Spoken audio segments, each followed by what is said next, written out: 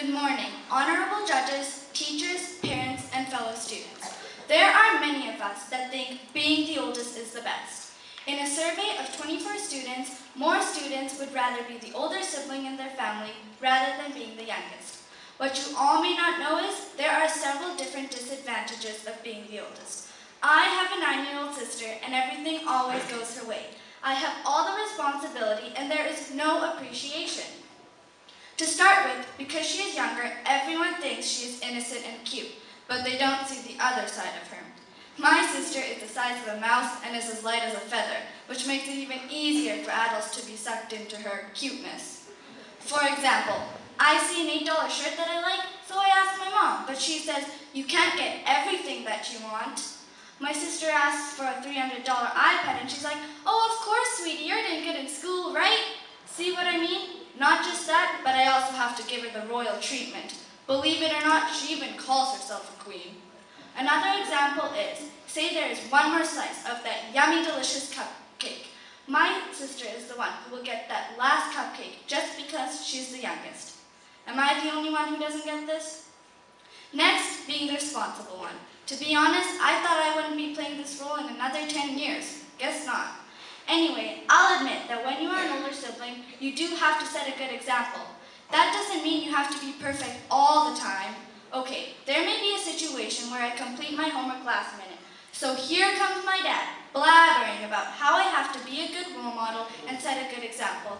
Hello, no one is perfect, not even your favorite role model. Not just that, but I also have to avoid getting into arguments and fights with her. And for us, that isn't very easy. In addition to this, I have to watch out for her. If someone is picking on her, I have to settle that. And I can't be yelling at that child or I'll be setting a bad example. Being responsible isn't just a walk in the park.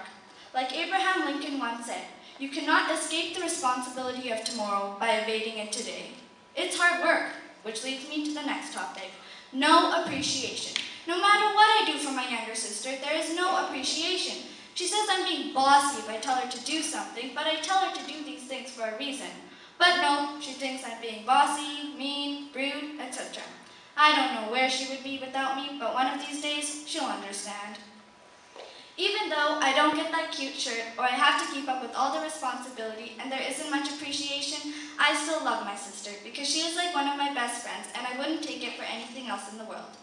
As Amy Lee once said, having a sister is like having a best friend you can't get rid of. You know whatever you do, they'll still be there for you. Thank you.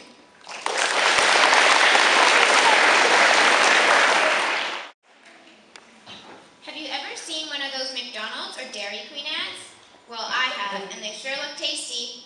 Fries, burgers, chicken fingers, those are all some of the most fattening, unhealthy, and greasy foods. Good afternoon, students, teachers, and honorable judges. These commercials will almost always make us hungry to want food. Then, we end up taking whatever we find out of the fridge. Us humans get carried away with food commercials all the time. Advertisements can stretch truths. Advertisers use deception, are effective, and we need to learn how to avoid these advertising techniques. Have you ever heard of food stylists? Well, food stylists are just like makeup artists, but for food. They edit and decorate the food for commercials. This is really gross, but according to pbskids.org, they sometimes rub detergent on chicken and stuff it with wet paper towel to make it puffy and shiny. Another thing is, on commercials they usually show really, really low prices, but the food item may not be as big as it looks on TV.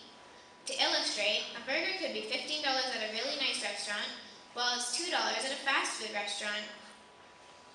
So instead of just buying in on these commercials, we can stay home and make your own salad or snack.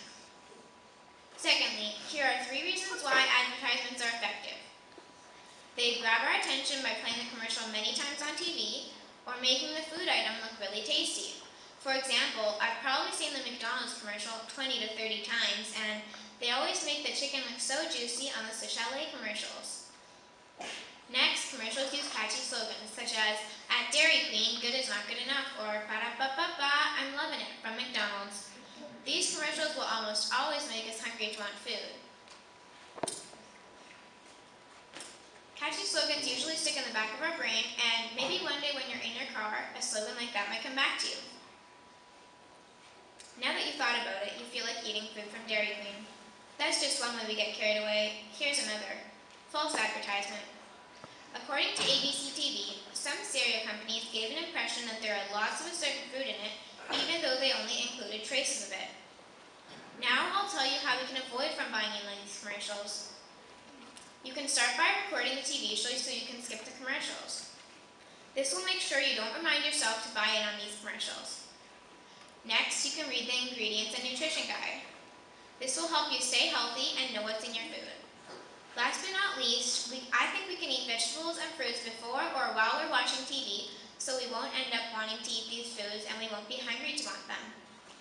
In my opinion, food advertising influences our food choices. I hope you'll think twice before you let these commercials take over your decision making.